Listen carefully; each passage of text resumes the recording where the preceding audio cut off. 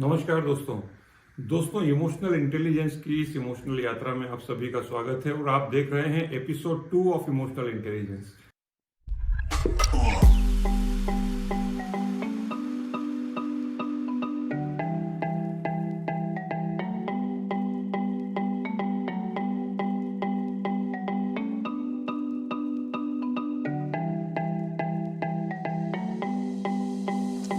दोस्तों एपिसोड 1 का थोड़ा सा जो भी लर्निंग है उसको रिवाइज करते हैं। एपिसोड 1 में हमने जाना कि इमोशनल इंटेलिजेंस होता क्या है, उसकी डेफिनेशन क्या होती है, इमोशनल इंटेलिजेंस क्यों जरूरी है, इमोशनल इंटेलिजेंस यानी कि EQ और IQ में क्या डिफरेंस होता है। और साथ ही साथ में दोस्तों हमने देखा कि इमोशनल इंटेलिजेंस के सबसे जो 2 इंपॉर्टेंट पॉइंट्स होते हैं जिसमें कि हम सेल्फ अवेयरनेस और सेल्फ मैनेजमेंट की बात करते हैं।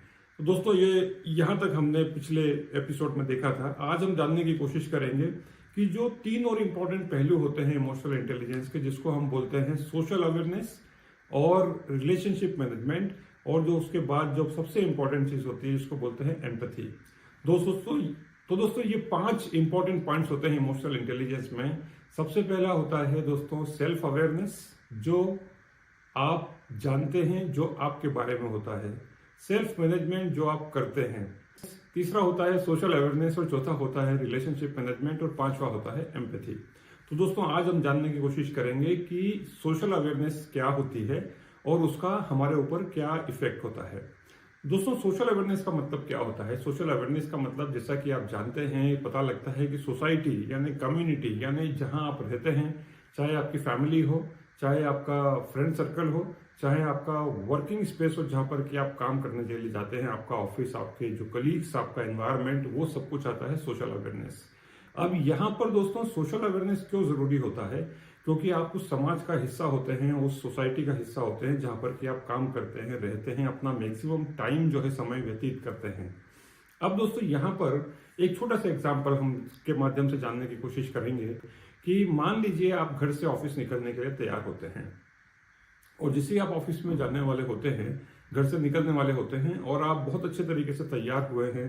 इमेजिन कीजिए कि आपने बहुत अच्छे तरीके के कपड़े पहने हुए हैं, बेस्ट अटायर है आपका, बेस्ट आपने पाउडर लगाया हुआ है, बढ़िया नहा धो के तैयार होकर के आप ऑफिस जा रहे हैं और आपको लग रहा है कि आप सेल्फ कॉन्फिडेंट हैं, बहुत अच्छे लग रहे हैं, and you are giving yourself rating 100 out of 100। अब यहाँ पर जैसे आप घर से बाहर निकलते हैं, आपका बहुत पुराना एक दोस्त मिलता है स्कूल टाइम का, वो आपको देख करके बोलता है, अरे यार राजेश क्या हुआ, बहुत टेंशन में दिख रहे हो, क्या बात है, कैसी मतलब परेशानी क्या है, दिक्कत क्या है, तुम जैसे पहले थे स्कूल के टाइम में उस तरीके से नहीं दिख रहे हो, कुछ टेंशन जैसे दिख रहे हो, तबीयत खराब है क्या, आपकी आंखों के नीचे काले गड्ढे हैं, बड़े परेशान से लग रहे हो, टेंशन में लग रहे हो, क्या बात है मुझे बताओ। अब आप उसको बताने वाले थे कि भाई ऐसा कुछ भी नहीं होता, अच्छा ठीक है मैं शाम को आकर के मिलता हूँ, वो चला जाता है। अब यहाँ पर इसी तरीके से दूसरा दोस्त आकर के मिलता है आपका पुराना स्कूल का टाइम का, वो भी आपको इसी तरीके से बोलता है, अरे यार क्या हुआ तेरे को राजेश, इतना परेशान क्यों दिख रहा है, टेंशन में क्यों है, बहुत आंखों के नीचे काले गड्ढे आ गए हैं, तू पहचान में नहीं आ रहा, तेरा चेहरा पहले जैसे नहीं रहा, तो स्कूल के टाइम में बहुत हंसता था, मुस्कुराता था, खुश रहता था। और दोस्तों वो दोस्त भी चला जाता है। अब यहाँ पर आपके अंदर कुछ कुछ होने लगता है। इसी तरीके से तीसरा दोस्त आकर के भी आपको इसी तरीके से बात करता है। अब ये जो दोस्तों ये जो श्रृंखला है, पहला दोस्त का आना, दूसरे का आना, तीसरे का आना, या तो आप घर से निकलने के पहले घर के अंदर वापस जाकर के शीशे में अपना चेहरा देखेंगे, या आप जैसे ही ऑफिस पहुंचते हैं सबसे पहला आप काम ये करेंगे कि आप जाएंगे वॉशरूम और मिरर के सामने देखेंगे कि यार मैं क्या दिख रहा हूँ, मैं ठीक से दिख रहा हूँ कि नहीं दिख रहा हूँ, कहाँ मेरे अंदर चेंजेस है। अब दोस्तों इसका मतलब क्या हुआ? इसका मतलब ये हुआ कि बाकी लोगों के जो इमोशंस हैं वो आपको अफेक्ट करते हैं। तो यहाँ पर ऐसे समय पर अपने आप के ऊपर कैसे कंट्रोल रखा जाए। और दोस्तों बहुत सारे लोग जब आपके वर्क स्पेस में होते हैं वो बहुत सारे एनर्जी ड्रेनर्स होते हैं। हर किसी को आप पॉजिटिव माइंडसेट वाला नहीं समझ सकते, बहुत सारे लोग ऐसे होते हैं जो बहुत नेगेटिव होते हैं। और यहाँ पर आप अगर ये सोचें कि मेरा काम इन लोगों को चेंज करना है, तो दोस्तों आपकी उम्र कम पड़ जाएगी, आपका समय कम पड़ जाएगा और आप अपने ऊपर काम ही नहीं कर पाएंगे अगर आप इन लोगों को सुधारने के लिए चलेंगे तो। So don't try to correct others, the important thing is to bring change in yourself. तो अपने अंदर चेंज लाना बहुत जरूरी होता है। अब यहाँ पर जब अपने अंदर चेंज लाने की बात ये होती है तो लोगों को आइडेंटिफाई करना जरूरी है। तो सोसाइटी में, कम्युनिटी में, सर्कल में, फ्रेंड्स में, आपके साथ में ऐसे कौन से लोग हैं जिनसे मिलकर के आपको बहुत अच्छा महसूस होता है।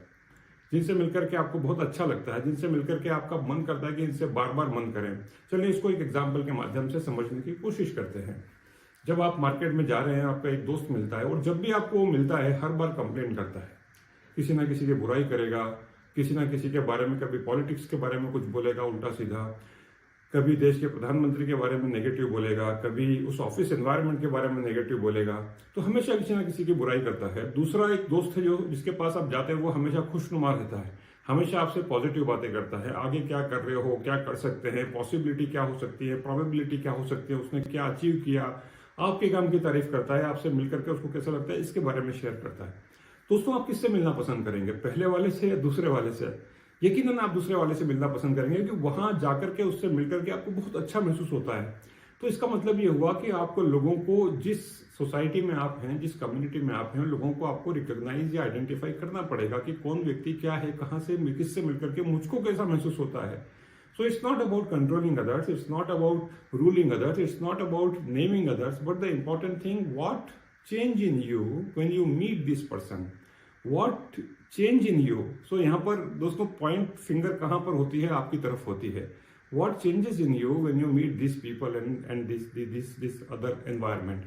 तो इसका इफेक्ट, जैसे किसी आप जगह पर जाते हैं तो उसका इफेक्ट आपके ऊपर होता है, किसी इंसान से आप मिलते हैं तो उसका इफेक्ट आपके ऊपर होता है। तो उसको आइडेंटिफाई करना या रिकॉग्नाइज करना ये बहुत इंपॉर्टेंट होता है। इसको हम बोलते हैं सोशल अवेयरनेस। इसके दोस्तों और भी बहुत सारे पहलू हैं, उसके बारे में हम अगले वीडियो में कभी डिटेल में समझने की कोशिश करेंगे। अब जानने की कोशिश करते हैं कि ये जो रिलेशनशिप मैनेजमेंट है ये कैसे होता है। अब दोस्तों ये जो तीनों चीजें अगर आप इसमें थोड़े से एक्सपर्टीज अगर आप कर पाए, जिसके बारे में कि हम इमोशनल इंटेलिजेंस जिसको बोलते हैं भावनात्मक बुद्धिमत्ता। दोस्तों यदि आप सेल्फ अवेयर हैं, यदि आप अपने आप को आइडेंटिफाई करते हैं, यदि आप अपने आप को मैनेज करने लगते हैं, यदि आप सोशल अवेयरनेस यदि आपकी इंक्रीज होती है, इन तीनों क्वेश्चन में, इन तीनों जगह पर अगर आप थोड़े थोड़े इंक्रीज होते हैं, और ये इंक्रीमेंट ऐसा नहीं है कि तुरंत हो जाएगा, ऐसा नहीं है कि आज आपने सोचा कि इमोशनल इंटेलिजेंस में आपको आगे बढ़ना है या आपका स्कोर ऊपर होना चाहिए और कल से हो जाएगा। It requires lot of practice, continuous and consistent practice. तो दोस्तों the way you do anything is the way you do everything.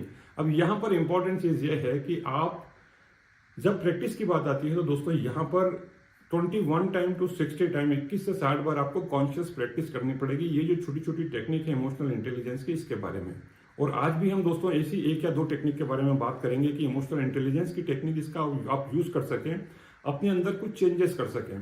तो दोस्तों इन तीनों चीजों को जानने के बाद self awareness, self management, social awareness और चौथा होता है रिलेशनशिप मैनेजमेंट। यहाँ पर रिलेशनशिप मैनेजमेंट आप बहुत बेहतर तरीके से कर पाएंगे, बिकॉज आपने आइडेंटिफाई किया हुआ है लोगों को, प्लेसेस को, इवेंट्स को। उसके बाद में दोस्तों आप अपने ऊपर बेटर कंट्रोल रख सकते हैं। और यदि आप इस तरीके से बात करेंगे तो दोस्तों यहाँ पर सबसे इंपॉर्टेंट चीज ये है कि आप अपने अंदर चेंजेस कर पाएंगे। Now why it is important to change in yourself, because whom you can change? Can you change others? Can you change your family members? Even can you change your spouse? Can you change your children? Can you change your friends? Can you change your boss, subordinate, colleague? No. The answer is no. What is the way out? The way out here, you can change others. तो अपने अंदर changes ला करके आप बाकी लोगों को बहुत बेहतर तरीके से समझ सकते हैं, कंट्रोल कर सकते हैं सिचुएशंस को, और अपने इमोशंस को बहुत अच्छे तरीके से ठीक से रेगुलेट कर सकते हैं। अब दोस्तों यहाँ पर रिलेशनशिप मैनेजमेंट में छोटी छोटी चीजें हैं, लोगों को आइडेंटिफाई कीजिए। And it's not always important to respond. बहुत सारे लोग हर किसी चीज पर रिएक्शन देने की कोशिश करते हैं। किसी ने कुछ बोला, वो अपना ओपिनियन तुरंत रख देते हैं। किसी ने कुछ अच्छा बोला, खराब बोला, बहुत अच्छा बोला, बहुत खराब बोला, तो वो इस इमरजेंसी में होते हैं, इस अर्जेंसी में होते हैं कि जल्दी से जल्दी उसका रिप्लाई कैसे दिया जाए। तो दोस्तों यहाँ पर ये जो रिप्लाई देना है उसको ना दे करके आपको ये ध्यान में रखना है कि it's not important for me to respond और react for everything. What is the important thing here? There is a bucket which is called the ignore and avoid. बहुत सारी चीजों को आपको इग्नोर और अवॉइड करना पड़ेगा। ये क्यों जरूरी है? क्योंकि आपके दिमाग में बहुत सारे क्लटर इकट्ठे होने लगते हैं, बहुत सारे थॉट्स इकट्ठे होने लगते हैं, and you will not be able to control these all thoughts. तो दोस्तों यहाँ पर इस बकेट को हमेशा ध्यान रखिए, और बहुत सारी अनवांटेड चीजें आपको यहाँ पर प्लेस करना है। अब दोस्तों यहाँ पर हम एक जो सबसे इंपॉर्टेंट चीज होती है जिसको बोलते हैं एम्पैथी। अब एम्पैथी क्या होती है और एम्पैथी किस तरीके से काम करती है ये जानने की कोशिश करते हैं। कि को जानने से पहले हम एक और शब्द के बारे में जानने की कोशिश करते हैं जिसको बोलते हैं सिंपैथी। अब सिंपैथी और एम्पैथी दोनों सुनने में एक जैसा लगता है, लेकिन दोनों में अंतर है। क्या अंतर होता है दोस्तों, ये जानने की कोशिश करते हैं। एम्पैथी और सिंपैथी का अंतर ये होता है, सिंपैथी इट मीन्स जब आप किसी बीमार व्यक्ति से मिलने के लिए जाते हैं तो आप उसको बोलते हैं I understand how you feel, मैं समझता हूं आप कैसा महसूस कर रहे हैं। I understand your pain, I understand your discomfort, I understand your situation, इसको बोलते हैं दोस्तों sympathy. But empathy is different from this. Empathy का मतलब क्या होता है कि मैं महसूस कर सकता हूं कि आप कैसा महसूस कर रहे हैं। I can feel how you feel. तो दोस्तों वो जो फील है जो आप उसको बताने की कोशिश करते हैं, जिसको कहते हैं हम लोग empathy. Putting your feet in the shoes of others. तो दोस्तों यहाँ पर एम्पैथी बहुत बहुत इंपॉर्टेंट चीज होती है। जब भी मान लीजिए आपके पास में कोई व्यक्ति आता है, अपनी प्रॉब्लम शेयर करता है, तो यहाँ पर कुछ वर्बल क्यूज हैं जो आपके हमेशा काम में आएंगे, जैसे हाँ हाँ, ओहो, ये वर्बल क्यूज कहलाते हैं। दोस्तों ये क्यों पॉसिबल होता है वर्बल क्यूज देना? क्योंकि सबसे इंपॉर्टेंट चीज ये है कि अगर आप जब आप एम्पैथी में इंप्रूव करना चाहते हैं या एम्पैथी का लेवल जो है इंक्रीज करना चाहते हैं, तो यहाँ पर एक चीज हमेशा मदद करती है जिसको हम लोग बोलते हैं लिसनिंग एबिलिटी। तो आपकी सुनने की क्षमता कितनी अच्छी है। दोस्तों दो शब्द हैं, वन इज कॉल्ड हियरिंग और दूसरा कहलाता है लिसनिंग। दोनों में बहुत अंतर होता है। Become a good listener. तो ये गुड लिसनर बनने के लिए क्या करना चाहिए? गुड लिसनर बनने के लिए यदि आपको अच्छा एम्पैथेटिकली अच्छा होना है, इंप्रूव होना है स्कोर में, तो यहाँ पर दोस्तों हमेशा जब भी व्यक्ति कोई आपसे बात करने आते हैं, आपसे अपनी प्रॉब्लम शेयर करते हैं, तो आप उनके साथ में बात करते हैं because you are able to listen them. तो लिसनिंग में यदि आप अच्छे होना चाहते हैं, तो दोस्तों यहाँ पर जब भी आप किसी से बात करते हैं तो सबसे इंपॉर्टेंट चीज है कि you must stop talking to yourself. क्योंकि आपके दिमाग में जो एक इंटरनल कम्युनिकेशन